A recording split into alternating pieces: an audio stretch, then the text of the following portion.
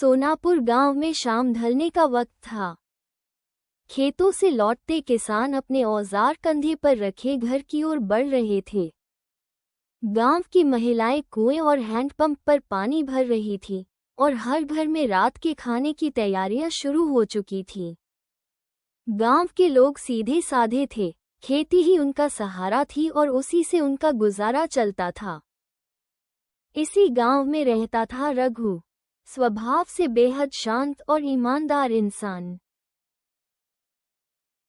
उस दिन वह भी पूरे दिन खेत में मेहनत करने के बाद घर लौट रहा था।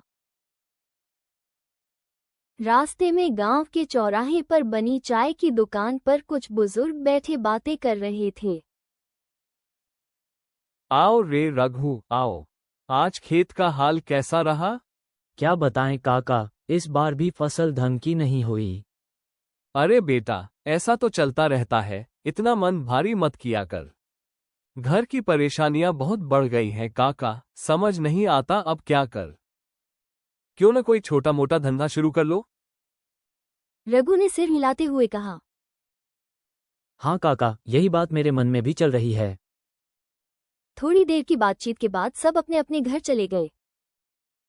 घर पहुंचते ही रघु की पत्नी सुमन ने पूछा, क्या बात है, आज कुछ उदास लग रहे हो?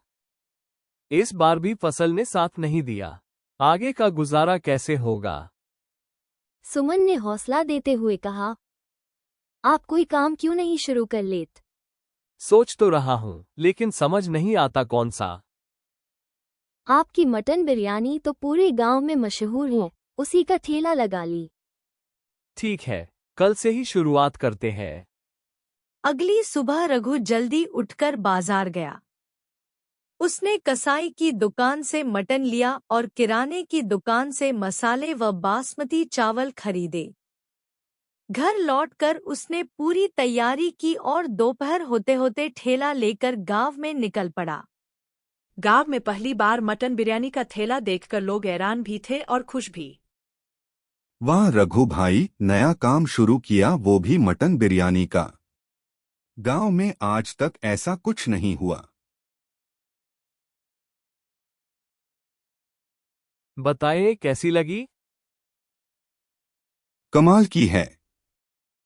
पहली बार इतनी स्वादिष्ट बिरयानी खाई है। धीरे धीरे और लोग आने लगे।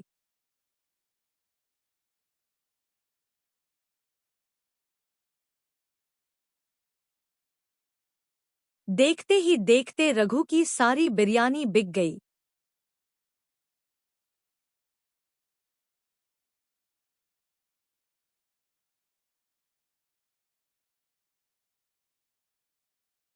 सोचा भी नहीं था इतना अच्छा चलेगा, मुनाफा भी ठीक ठाक हो गया। शाम होते होते ठेला खाली हो चुका था। वह ठेला समेटकर घर की ओर चल पड़ा। रास्ते में वही चाय की दुकान मिली। क्यों रघु, कैसा रहा पहला दिन?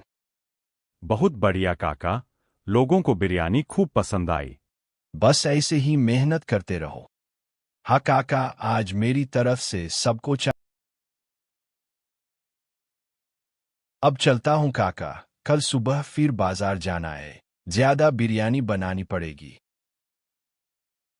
घर पहुंचकर उसने पत्नी से कहा, आज का दिन बहुत अच्छा रहा, मुनाफा भी ठीक हुआ। सुमन मुस्कुराई। मुझे भरोसा था आपकी बिरयानी सबको पसंद आएगी। कल और ज्यादा बनाऊंगा, आज कई लोगों को नहीं मिल पाई। अगले दिन रघु फिर बाजार गया, लेकिन आज मटन के दाम ज्यादा थे।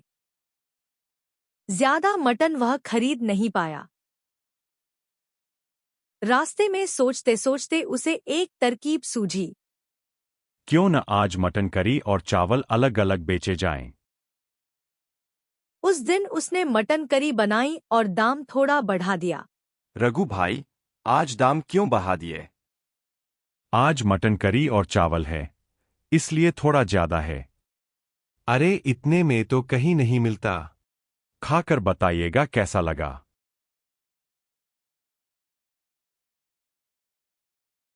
उस दिन भी रघु के ठेले पर खूब भीड़ लगी और देखते देखते सारी मटन करी और चावल बिक गए। अगले कुछ दिनों में रघु का ठेला गांव में चर्चा का विषय बन गया। जहां भी लोग बैठते वहीं मटन बिरयानी और मटन करी की तारीफ होने लगती। यह बात गांव के पुराने मटन दुकानदार सलमान कासाई को बिल्कुल पसंद नहीं आ रही थी।